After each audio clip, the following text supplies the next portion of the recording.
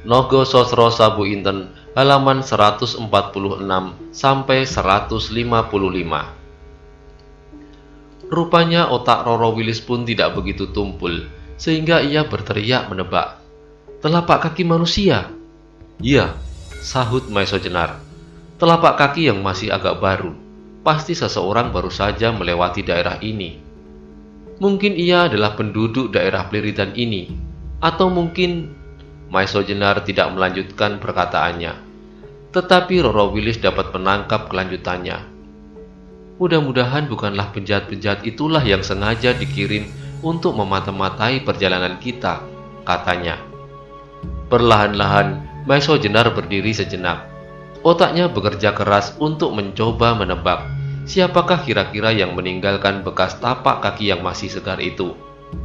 Menurut pendapatnya, ada 4 kemungkinan, yaitu penduduk setempat, Joko Soko, Pasing Singan, atau Ki Ageng Pandan Alas. Diam-diam ia membandingkan telapak kaki itu dengan telapak kakinya sendiri. Ternyata telapak kaki itu agak lebih dalam.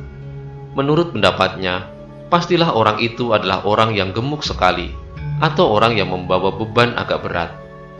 Tiba-tiba terlintaslah dalam benaknya bahwa Pasing Singan adalah kemungkinan yang paling dekat. Sebab Pasing Singan dalam perjalanannya kembali ke Pesiraman mendukung Lowo Ijo yang terluka. Dan tidaklah mustahil kalau jalan ini dilewati, sebab arah perjalanannya sesuai dengan arah jalan ini. Maeso Jenar ragu-ragu sebentar. Ia tidak ingin menggelisahkan hati gadis itu. Karena itu ia menjawab, "Tidaklah begitu penting, Roro Wilis. Tetapi sebaiknya kita beralih jalan." Roro Wilis mengerutkan dahinya. Otaknya memang cukup cerdas. Karena itu ia menjawab, "Kalau Tuan sampai menganggap perlu untuk menempuh jalan lain, pastilah ada sesuatu yang sangat penting. Katakanlah Tuan, supaya aku tidak usah menebak-nebak." Maeso Jenar tidak dapat berbuat lain, kecuali mengatakan segala sesuatu yang berkecamuk di dalam otaknya. Roro Wilis pun sependapat dengan pikiran itu. Maka mereka memutuskan untuk mencari jalan lain. Demikianlah, mereka meninggalkan dan menjauhi jalan setapak yang paling mungkin dilalui orang. Mereka membelok ke arah selatan, menyusup gerumbul-gerumbul kecil menuju ke arah pepohonan yang agak lebat di depan mereka. Mungkin di daerah itu terdapat mata air, atau tempat yang aman untuk bermalam, atau syukurlah kalau didiami orang. Ketika mereka sampai, ternyata tempat itu tidak juga ditinggali manusia. Memang, di sana terdapat sebuah mata air yang mengalir air cukup deras dan ditampung dalam sebuah telaga yang hijau bening. Pada saat itu, matahari telah sampai di garis cakrawala. Sinarnya sudah tidak lagi dapat menembus takbir gelapnya malam yang turun perlahan-lahan, tetapi pasti akan menelan bumi. Maeso Jenar segera mengadakan persiapan untuk bermalam. Hanya untuk kali itu, menurut pertimbangan Maeso Jenar sebaiknya lah kalau tidak menyalakan api. Meskipun Maeso Jenar sadar bahwa andai kata bekas-bekas kaki tadi benar-benar bekas kaki Pasing Singan, pastilah ia tidak sengaja akan menjebaknya. Sebagai orang seperti Pasing Singan, apabila dikehendaki tentu tidak akan meninggalkan jejak sedemikian jelasnya. Meskipun demikian, Maeso Jenar harus selalu tetap waspada. Dipersilahkan Roro Wilis untuk beristirahat, berbaring di atas tikar yang masih saja dibawanya kemana-mana. Sedang Maeso Jenar sendiri duduk bersandar pohon sambil memperhatikan suasana di sekitarnya. Alam pun segera menjadi hitam. Untunglah bahwa bulan yang remaja menghiasi langit di antara taburan bintang-bintang, sehingga sinarnya yang remang-remang dapat menembus dedaunan yang tidak begitu lebat seperti lebatnya hutan. Mata Maeso Jenar yang tajam itu selalu menembus keremangan malam untuk menangkap tiap-tiap gerakan yang mungkin mencurigakan. Tetapi tiba-tiba saja mata itu terbanting ke tubuh seorang gadis cantik yang berbaring di depannya. Dengan demikian, jantungnya berdesir cepat tanpa sadar. Maeso Jenar pernah bertemu, melihat dan berkenalan dengan puluhan bahkan ratusan gadis cantik. Bahkan ia pernah berkenalan dengan orang yang menurut pendapatnya memiliki kecantikan yang sempurna, yaitu Nyai Wirasabah.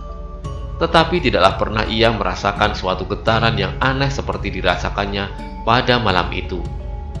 Diam-diam, Maeso Jenar memandangi tubuh yang terbaring seperti sebuah golek kencana itu. Dari ujung kakinya, tangannya, dadanya sampai ke rambutnya yang bergerak-gerak di belai angin malam yang berhembus lirih. Maeso Jenar menarik nafas dalam-dalam.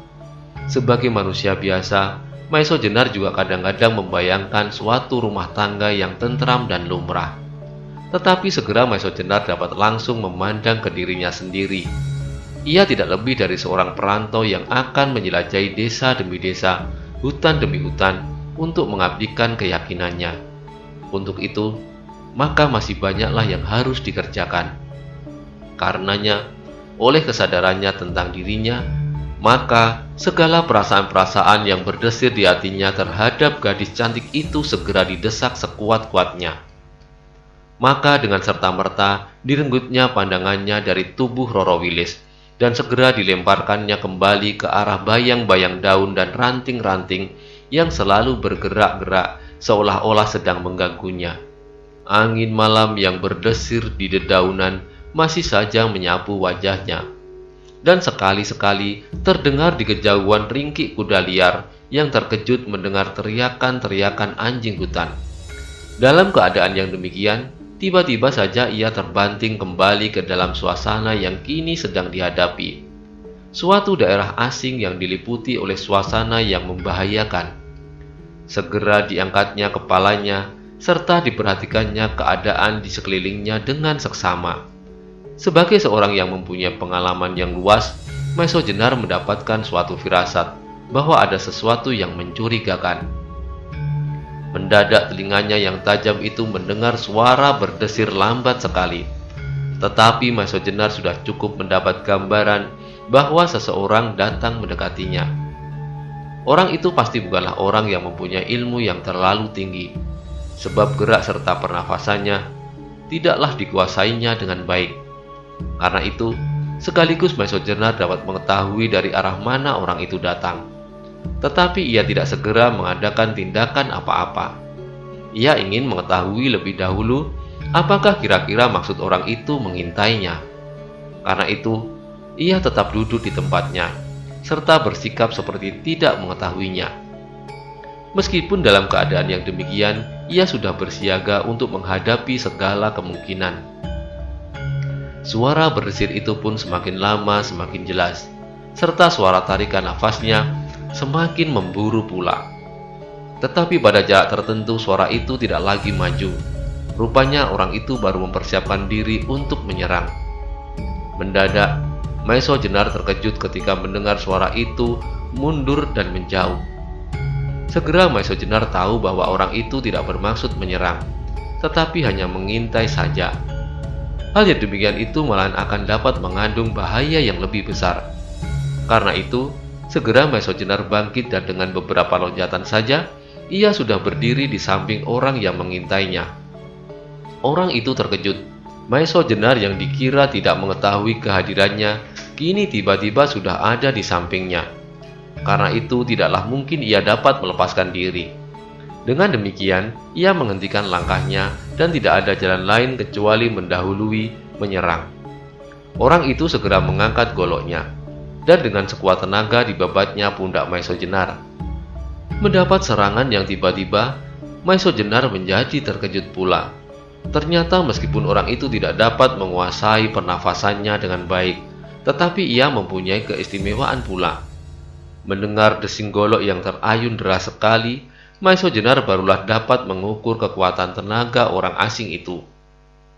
Ketika golok itu sudah hampir menjenggung tubuhnya, segera Maeso Jenar berkisar sedikit, serta meloncat selangkah ke samping.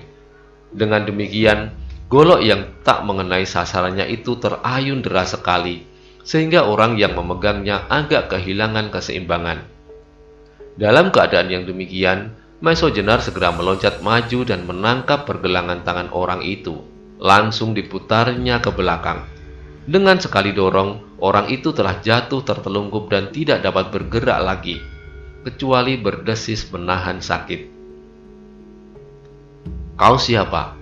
tanya Maeso Jenar geram. tetapi orang itu tidak menjawab. Demikianlah sampai Maiso Jenar mengulangi pertanyaan itu 2 kali. Akhirnya, Maiso Jenar menjadi jengkel dan menekan punggung orang itu semakin kuat, serta memutar tangan yang terpuntir itu semakin keras, sehingga orang itu mengaduh kesakitan. "Kalau kau tidak menjawab, tanganmu akan aku patahkan," desak Maiso Jenar. Rupanya orang itu pun masih merasa perlu memiliki tangan, sehingga dengan terpaksa menjawab, Aku adalah Sagotra." "Apa maksudmu mengintai kami?" desak Maiso Jenar lebih lanjut. Kembali orang itu diam saja.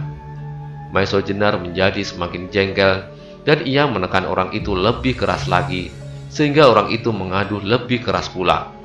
"Jawablah, atau tanganmu betul-betul patah." Maiso Jenar makin geram.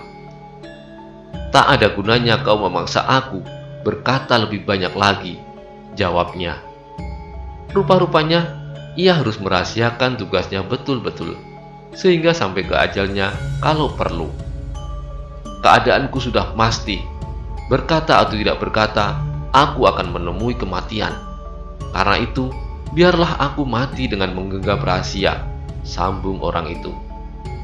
Maiso Jenar kagum juga melihat kejantanan orang itu, sampai berani menantang maut. Tetapi ia ingin untuk mendapat keterangan tentang maksud orang itu, yang pasti tidak baik. Maka setelah mendapat suatu cara, ia berkata, "Baiklah, kalau kau tidak mau berkata, aku hormati kejantananmu. Tetapi janganlah tanggung-tanggung. Aku ingin melihat pameran kesetiaan. Kau pernah mendengar cerita bahwa di daerah ini banyak terdapat Ngangrang Salaka." Mendengar Maiso Jenar menyebut Ngangrang Salaka, tengku orang itu serentak meremang.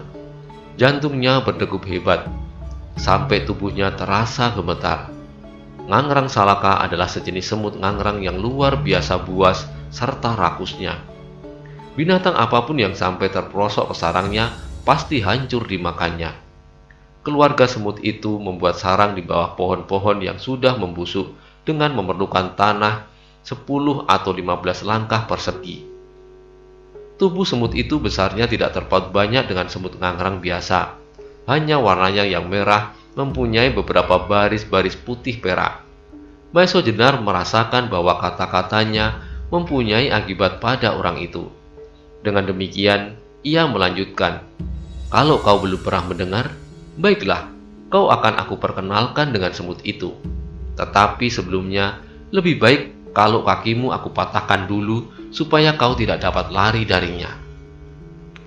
Selesai mengucapkan kata-kata itu, segera Maiso Jenar melepaskan tangan orang itu, tetapi segera pula menangkap lipatan lutut kaki kanan.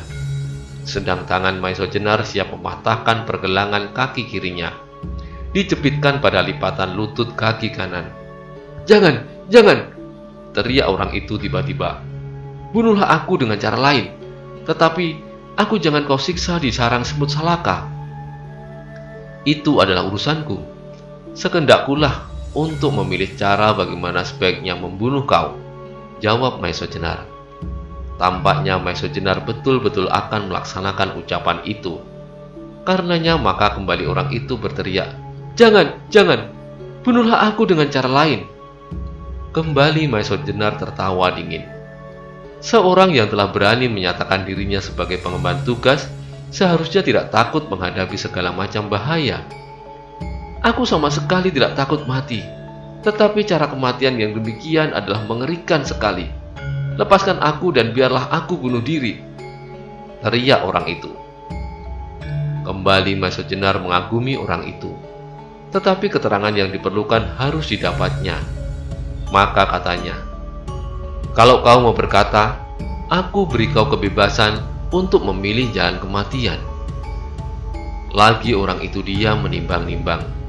Rupanya terjadi pergolakan hebat di dalam dirinya. Baru ketika Maiso Jenar menekan pergelangan kakinya, ia berteriak, "Baiklah, aku berkata asal aku dibebaskan dari siksaan Ngangrang Salaka." "Baiklah, berkatalah," jawab Maiso Jenar. Lalu dilepaskannya pergelangan kaki orang itu, dan ia melangkah 1 langkah surut. Mengalami perlakuan yang demikian, orang itu ternyata sangat terkejut. Ia tidak tahu maksud lawannya dengan begitu saja telah melepaskan tangannya. Sehingga untuk beberapa saat, ia tetap tertelungkup tanpa bergerak. Sampai Maesho Jenar menegurnya, "Duduklah dan berkatalah." Kembali ia tersentak mendengar teguran Maesho Jenar. Perlahan-lahan, ia bangkit dan duduk di hadapan Maesho Jenar. Sementara itu Maesho Jenar telah pula duduk menghadapi orang yang menamakan dirinya Sagotra. Sagotra memandang Maesho Jenar dengan mata yang hampir tak berkedip. Rupanya ia sedang mencoba memahami sikapnya. Mula-mula, Sagotra menganggap bahwa Maesho Jenar adalah seorang yang bengis dan kejam, seperti yang tiap-tiap hari dilihat di dalam tata pergaulannya. Tetapi kemudian, seperti orang yang sama sekali tidak menaruh prasangka apa-apa, ia dilepaskan. Kalau hal itu disebabkan karena keyakinan akan kemenangannya, pastilah ia tidak bersikap demikian lunak.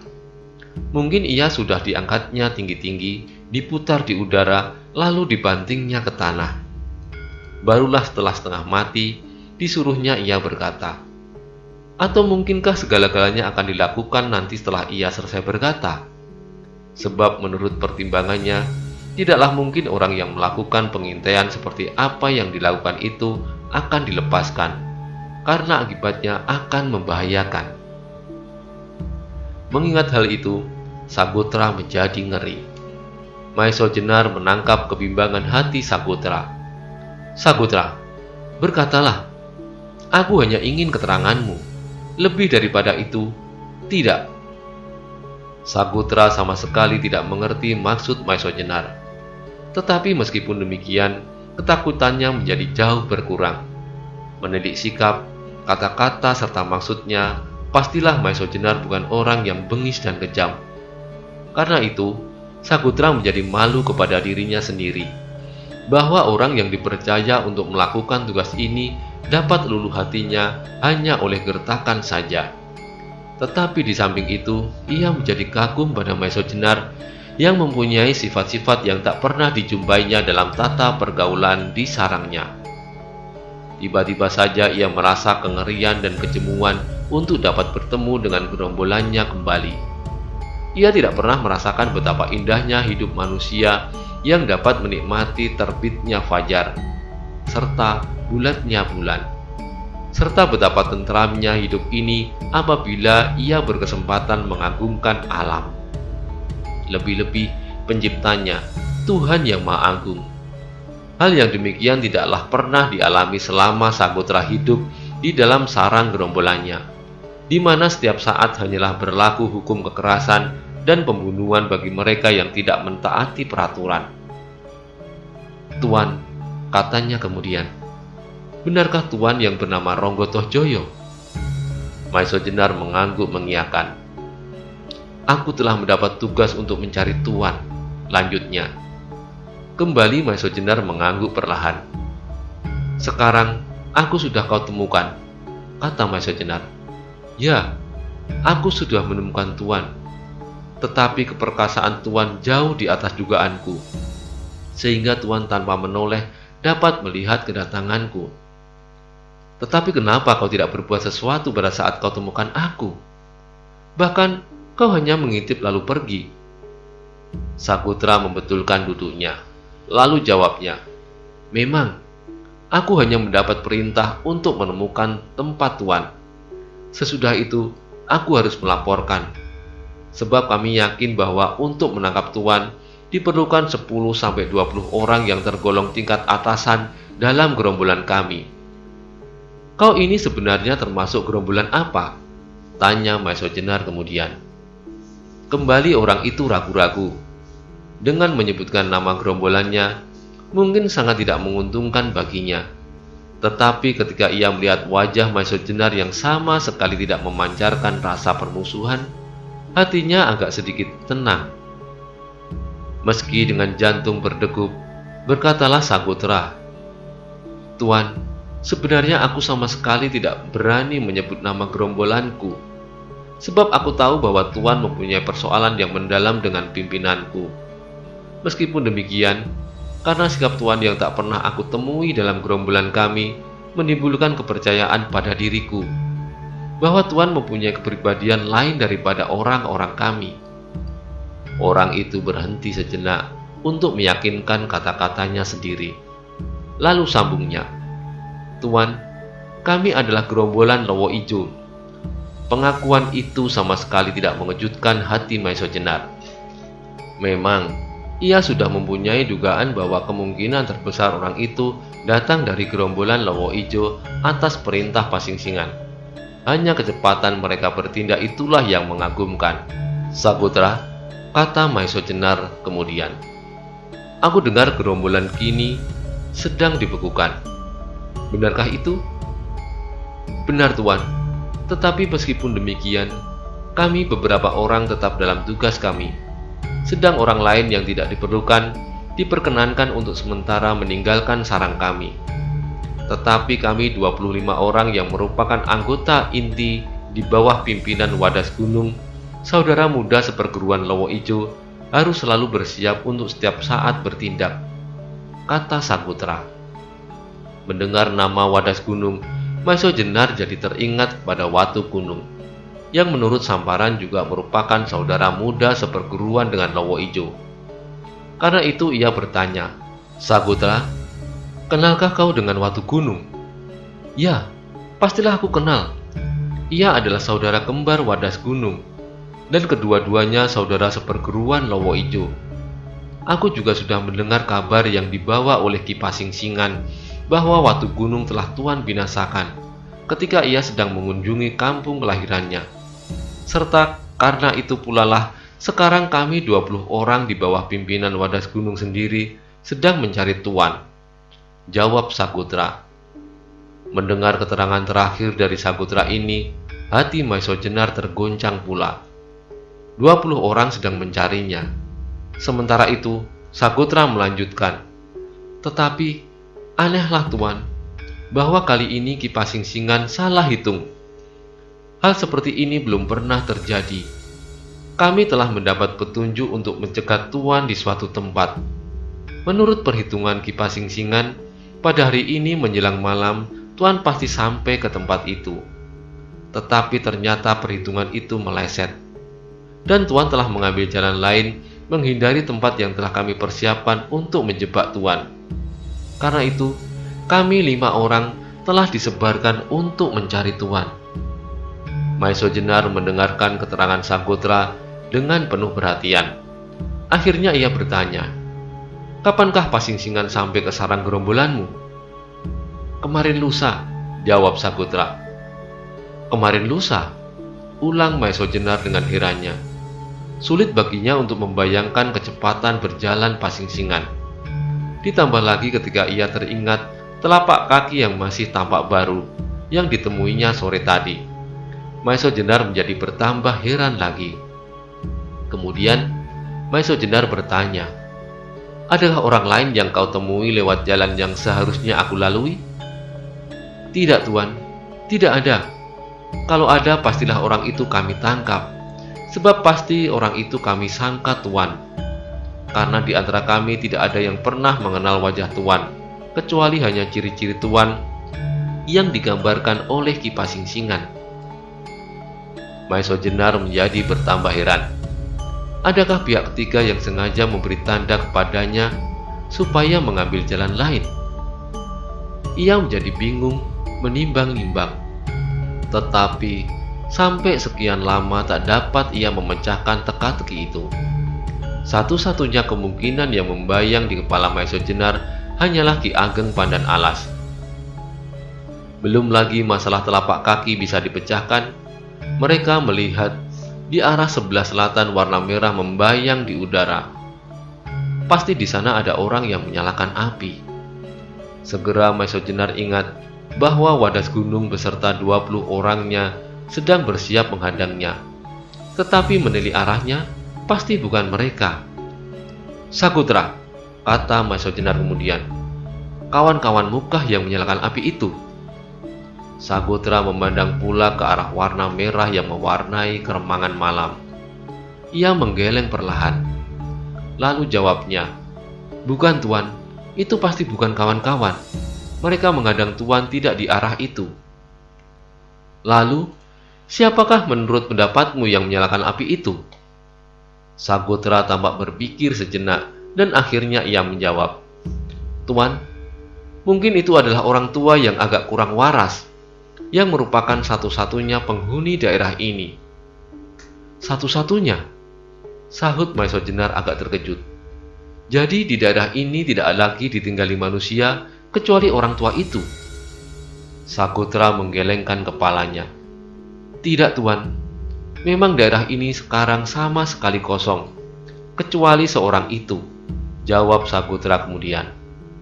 Sagotra, Maesho Jenar ingin mendapat penjelasan lebih banyak.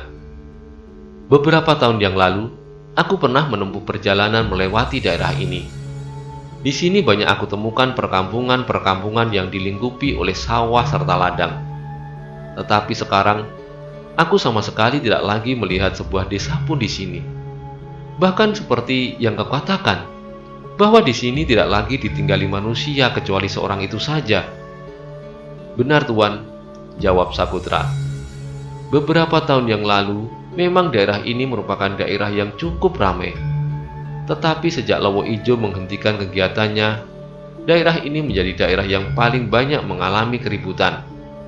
Penjahat-penjahat kecil yang mula-mula sama sekali tidak berani melakukan kegiatannya di wilayah ini, seolah-olah mendapat kesempatan untuk berbuat sekehendaknya tanpa ada pengekangan. Pada saat Lowo Ijo masih melakukan kegiatan, daerah ini merupakan salah satu daerah yang merupakan lumbung dari gerombolan kami, yang secara teratur harus menyerahkan semacam pajak. Tetapi di samping itu daerah ini mendapat perlindungan langsung dari gerombolan kami, sehingga tak ada gerombolan lain yang berani mengganggunya. Baru setelah itu, setelah Lowo Ijo melepaskan wajib pajak bagi penduduk di daerah ini, serta sejalan dengan pembekuan gerombolan kami untuk sementara, maka penduduk di daerah ini tidak lagi dapat melepaskan diri dari keganasan gerombolan-gerombolan kecil itu. Sehingga semua penduduknya dalam waktu yang singkat telah pergi mengungsi, kecuali satu orang itu. Kenapa orang itu tidak pergi? Tanya Maesho Jenar. Tidakkah ia takut menghadapi keganasan gerombolan-gerombolan itu? Ataukah dia sedemikian hebatnya sehingga tak seorang pun berani mengganggunya? Tidak Tuan. Ia sama sekali tidak memiliki kepandaian apa-apa. Aku sendiri pernah datang mengunjunginya. Tetapi seperti yang sudah aku katakan, orang itu agak kurang waras. Ia merasa bahwa ia sama sekali tidak mempunyai milik, sehingga menurut perhitungannya tidak akan ada orang yang dapat mengganggunya, sahut Sagotra. Maesho Jenar mendengar keterangan Sagotra dengan seksama. Ia mulai menghubung-hubungkan keterangan itu dengan kakek Roro Wilis. Mungkinkah orang tua itu adalah Kisantanu? Siapakah nama orang tua itu? Tanya Maesho Jenar tiba-tiba. Sagotra menggelengkan kepalanya. Tak ada orang yang mengetahui nama sebenarnya. Aku juga pernah menanyakan kepadanya, tetapi ia hanya menyebutkan panggilan yang biasa diperuntukkannya saja.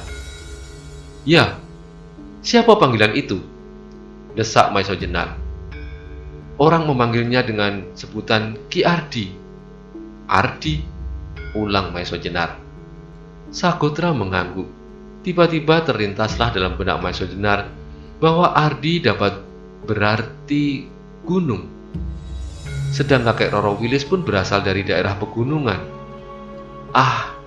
Apakah salahnya kalau ia berkenalan dengan orang tua itu?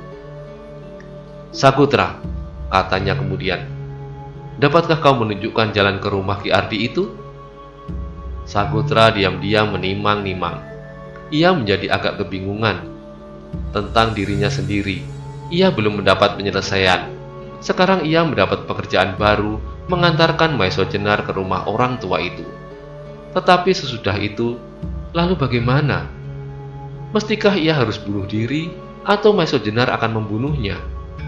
Serta bagaimanakah kalau ia bertemu dengan kawan-kawannya yang juga sedang mencari Maesho Jenar?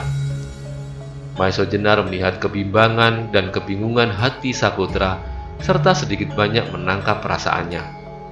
Tetapi di samping itu, mendadak timbul pula kebimbangan di hatinya sendiri. Lalu bagaimana dengan Sakutra itu kemudian?